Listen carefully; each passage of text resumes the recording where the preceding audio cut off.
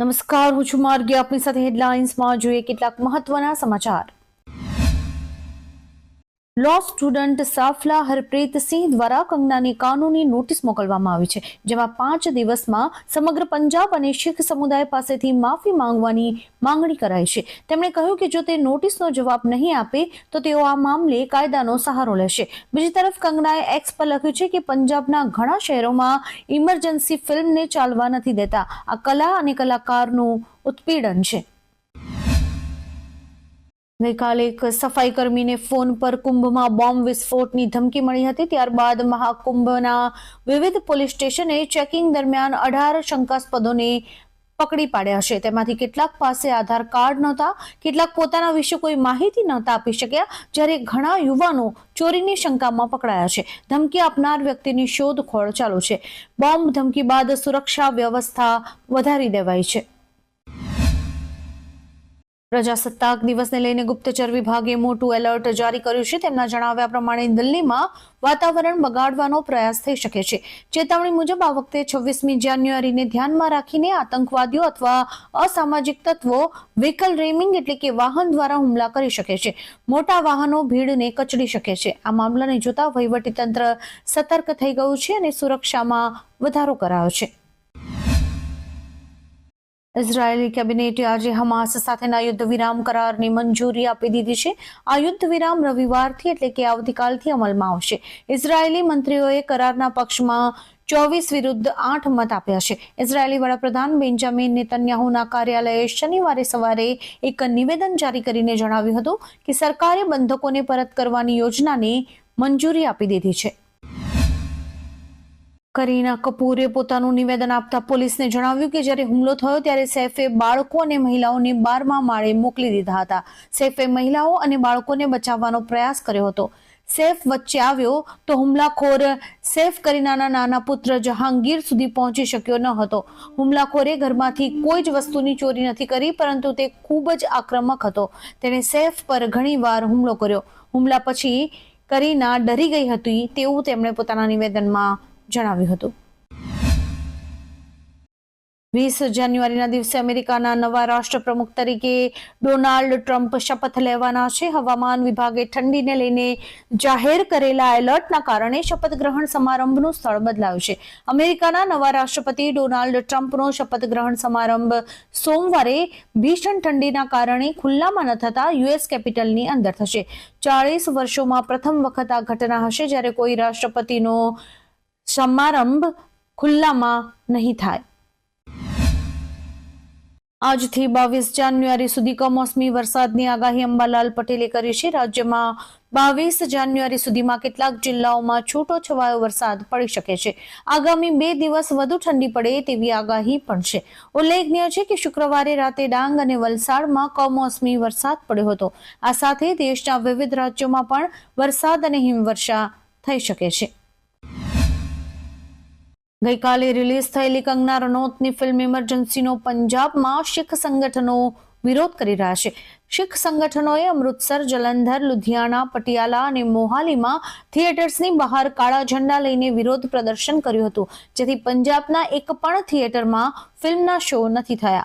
Film PVR ગ્રુપના 70 થી 80 થિયેટર્સમાં બતાવવાની હતી, પરંતુ આ વિરોધ બાદ તમામ શો કેન્સલ થયા છે.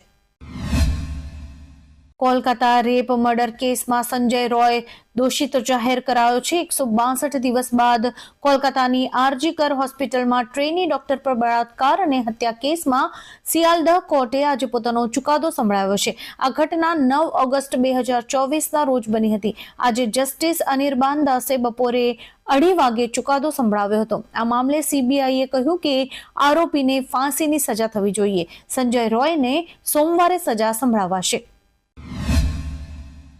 દેશના ઉત્તરીય રાજ્યોમાં સતત ભારે બરફવર્ષા સાથે ગાઢ ધુમ્મસ જોવા મળી રહ્યું છે. હિમાચલ પ્રદેશના ઊંચા પર્વતો હિમવર્ષાને કારણે ફરી એકવાર સફેદ થઈ ગયા છે. 3 રાષ્ટ્રીય ધોરીમાર્ગો સહિત 200 રસ્તાઓ બંધ છે.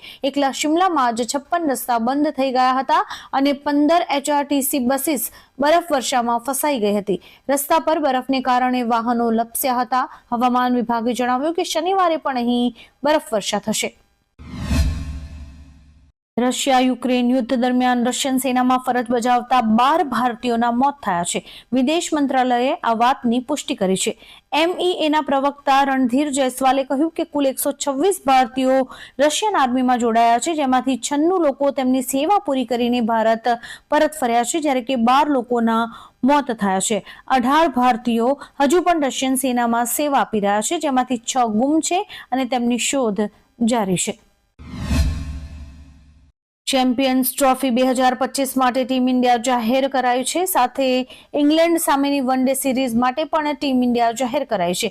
આ ટીમમાં Rohit Sharma captain, Shubman Gill vice captain, Virat Kohli, Shreyas Iyer, KL Rahul, Hardik Pandya, Axar Patel, Washington Sundar, Kuldeep Yadav, Harshit Rana, Mohammed Shami, Arshdeep Singh, Yashasvi Jaiswal, Rishabh Pant અને રવિન્દ્ર જાડેજા સામેલ છે. રાજ્યમાં વધુ એક પોન્ઝી સ્કીમનો પર્દાફાશ થયો છે. રાજકોટમાં પણ BZ જેવું મહાકૌભાંડ સામે આવ્યું છે. 1 કા ડબલની લાલચમાં હજારો લોકો છેતરાયા છે. ક્રિપ્ટોકરન્સીમાં 8,000 લોકો પાસે રોકાણ કરાવ્યું છે. 300 કરોડથી વધુની છેતરપિંડીની પોલીસને અરજી મળી છે. તેમાં બ્લેક ઓરા નામની કંપનીના સંચાલકો સામે ફરિયાદ કરાઈ છે. શુક્રવારે ગુજરાત હાઈકોર્ટના ચીફ જસ્ટિસ સુનીતા અગ્રવાલ અને હાઈકોર્ટ બાર એસોસિએશનના પ્રમુખ એડવોકેટ બ્રિજેશ જે ત્રિવેદી વચ્ચે ઉગ્ર બોલાચાલી થઈ હતી. બ્રિજેશ ત્રિવેદીએ કોર્ટમાં મુખ્ય ન્યાયાધીશના વર્તનની ટીકા કરતા કહ્યું હતું કે તેઓ વકીલો, ખાસ કરીને વરિષ્ઠ વકીલોને દલીલો પૂર્ણ કરવા નથી દેતા. રિપોર્ટ પ્રમાણે ત્રિવેદીએ મુખ્ય ન્યાયાધીશને ઓવર સ્પીકિંગ જજ એટલે કે વધારે બોલતા જજ કહી દીધા. અમદાવાદમાં ખાવાના શોખીનો માટે એક ખુશ ખબર છે. લો ગાર્ડન ખાતે ફરીવાર ખાઉગલી શરૂ થવાની છે. અમદાવાદ મહાનગરપાલિકાએ બંધ પડેલી આ હેપી સ્ટ્રીટ ફરી શરૂ કરવાનો નિર્ણય લઈ લીધો છે. અહીં જૂના ધંધાદારીઓ તેમને જગ્યા આપવામાં આવે તેવી માંગણી કરી રહ્યા છે. હેપી સ્ટ્રીટ શરૂ થઈ ત્યારે એક સ્ટોલ માટે ભાડું 70,000 રૂપિયા હતું. હવે સ્ટોલ રાખવા માટેનો પરવાનો મળશે, જેનું ભાડું 25,000 ટોકન પેટે લેવાશે. 64 સ્ટોલ લાગી શકે તેટલી જગ્યા છે.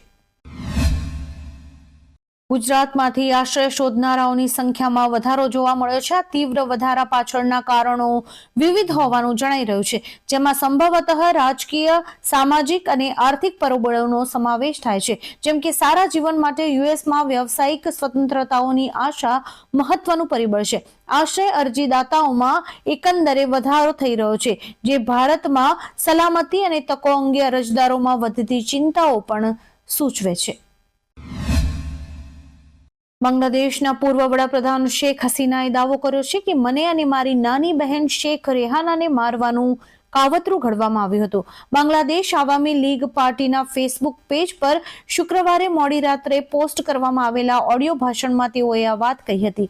શેખ હસીનાએ કહ્યું કે રેહાના અને હું માંડ બચ્યા હતા. ફક્ત 20 થી 25 મિનિટના અંતરથી અમારો જીવ બચી શક્યો છે. નાણામંત્રી નિર્મલા સીતારમન 1 ફેબ્રુઆરીના રોજ નાણાકીય વર્ષ 2025-2026 માટેનું બજેટ રજૂ કરવાના છે. આ બજેટમાં રેલવે માટે ખજાનો ખુલશે તેવી અપેક્ષા છે. આ વખતે રેલવે બજેટમાં 15 થી 20% વધારો થઈ શકે છે. ગયા વખતે બજેટ હેઠળ રેલવેને 2.65 લાખ કરોડ રૂપિયા આપવામાં આવ્યા હતા, જે આ વખતે વધારીને 3 લાખ કરોડ રૂપિયાથી વધુ કરવામાં આવે તેવું મનાઈ રહ્યું છે. દિલ્હીની ચૂંટણી વચ્ચે શનિવારે પૂર્વ મુખ્યમંત્રી અરવિંદ કેજરીવાલના વાહન ઉપર હુમલો થયો હતો. તેનો વિડીયો સોશિયલ મીડિયા પર વાયરલ થઈ રહ્યો છે. એમાં કેટલાક લોકોએ કાળા ઝંડા બતાવ્યા અને કેજરીવાલની કારની એકદમ નજીક આવીને પથ્થરમારો શરૂ કર્યો હતો. કેજરીવાલ પ્રચાર કરી રહ્યા હતા, દરમિયાન તેમના પર હુમલો થયો હતો. આપે ટ્વીટ કરીને ભાજપ પર હુમલો કરવાનો આરોપ લગાવ્યો છે. ગુજરાતમાં અત્યારે રાજ્યભરમાં ગેરકાયદેસર દબાણ દૂર કરવા માટેની કાર્યવાહી હાથ ધરવામાં આવી છે. અમદાવાદમાં જુહાપુરા, જમાલપુર બાદ શનિવારે AMCની ટીમ અને ગુજરાત પોલીસ રાણીપ વિસ્તારમાં દબાણ દૂર કરવા પહોંચી હતી. જોકે ત્યાં દબાણ દૂર કરવા ગયેલી પોલીસ અને મનપાની ટીમ પર સ્થાનિકો દ્વારા હુમલો કરાયો હતો. આ ઘટનામાં પોલીસે 5 લોકો સામે ફરિયાદ દાખલ કરી છે. અમદાવાદ શહેરના જમાલપુર વિસ્તારમાં આવેલી કાચની મસ્જિદ પાસે ગુજરાત રાજ્ય મુસ્લિમ વકફ બોર્ડની જમીન પર બનાવવામાં આવેલી ગેરકાયદેસર દુકાનોને એસ્ટેટ વિભાગ દ્વારા તોડવાની કાર્યવાહી કરવામાં આવી છે. સવારથી એસ્ટેટ વિભાગની ટીમ દ્વારા ચુસ્ત પોલીસ બંદોબસ્ત વચ્ચે દુકાનોને તોડવાની કામગીરી શરૂ કરાઈ હતી. જેસીબી મશીન અને મજૂરોની મદદથી 10 જેટલી દુકાનોને તોડી પડાઈ છે. આવા જ કેટલાક રસપ્રદ સમાચારો નિહાળવા માટે અમારી યુટ્યુબ ચેનલને લાઇક, શેર અને સબસ્ક્રાઇબ કરો અને જોતા રહો હેડલાઇન્સ. આ ઉપરાંત આપ અમને અમારા ઇન્સ્ટાગ્રામ હેન્ડલ અને ફેસબુક પેજ ઉપર પણ ફોલો કરી શકો છો.